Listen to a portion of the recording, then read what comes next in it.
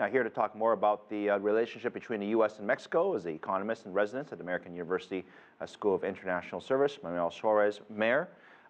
Welcome back. Good to see you. Thank you, Philip. Thank you very much. We kick off the year quite busy here at the White House. This meeting is fairly significant, as you heard Jessica just talk about there. The illegal immigration, this is something that is talked about a lot. We haven't gained much traction on this. The immigration, the borders, the fence, I mean, the U.S. and Mexico play a huge role in this. What could they coordinate on now? Well, first of all, the news, the really important news in relation to immigration is that net Mexican immigration to the U.S. is zero. It's a surprise to a lot of people, by the way. It has surprised a lot of people.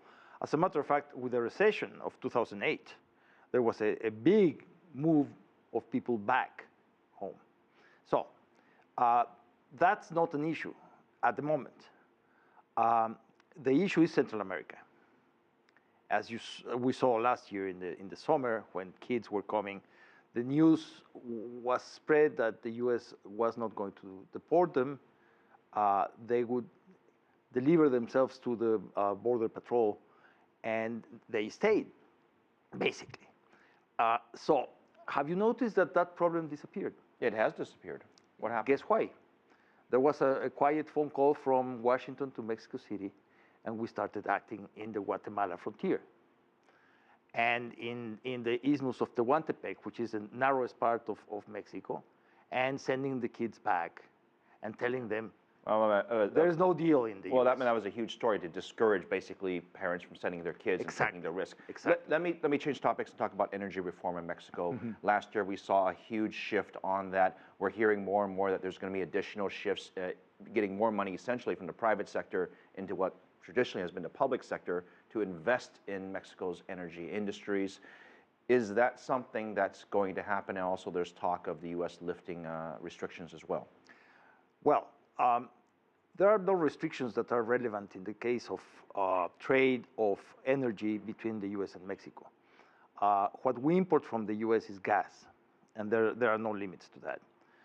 We export, we're the third largest exporter of petroleum, of oil, to the U.S.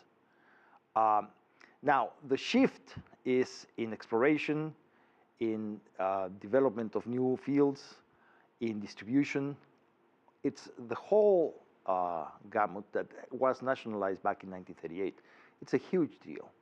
It's a huge deal because Mexico is one of the sixth largest countries in terms of reserves. So we're likely to hear a lot more headlines throughout 2015. And the auctions are taking place now of the fields that are going to be exploited. One of the stories that we're still dealing with right now is the slowdown in Latin America. I mean, we can go on and on to different countries. The bottom line, things are slowing because commodity prices are slowing. We've seen the recent decline in oil prices as well.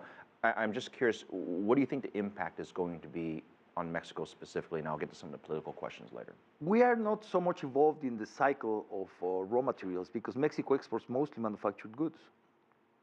80%, 85% of Mexico's exports are manufactured goods. But look, but if Latin America isn't feeling good, no, doesn't that impact Mexico? Oh, to some extent, but we're not feeling good for other reasons. We have not grown fast in the last 2 years, partly because of a flawed fiscal reform that raised taxes and created uncertainty for investors, and partly because the first year of the Peña Nieto administration, they didn't spend enough money. They didn't know how to sign the checks. They didn't know where the drawers were. So those two reasons sort of coupled to make Mexico's rate of growth very, very slow. China has made significant investments in Mexico. We've heard about factories and trading zones, industrial zones. Yes. We see, obviously diplomatic relations very strong with the U.S. as well. So there's a little bit of a friendly competition here. Just talk to us very briefly about the relationship between Mexico and China and how that might evolve over the next couple of years. Well, as you noted, this is the first official visit of President Peña Nieto to Washington, although he has met with President Obama in various places. But he has been 3 times to China already. And just as the U.S. was focusing on the Asia in general, Mexico was as well in a different situation completely from the rest of Latin America. And what we are trying to do is joint ventures, attracting Chinese capital and technology to the country. So to take advantage of our free trade agreement with the U.S. And lots of conversations and potential projects are going on, including infrastructure. Fast bullet trains from various places and so on and so forth. Well, the world's getting smaller and smaller. I suspect someday there'll be a three-way joint project between Mexico, China, and the U.S. probably isn't that far away. Economist, residence, American University, Manuel Suarez-Mier, good to see you. Thank you very much, Philip. Nice being here. Thank you for your thoughts.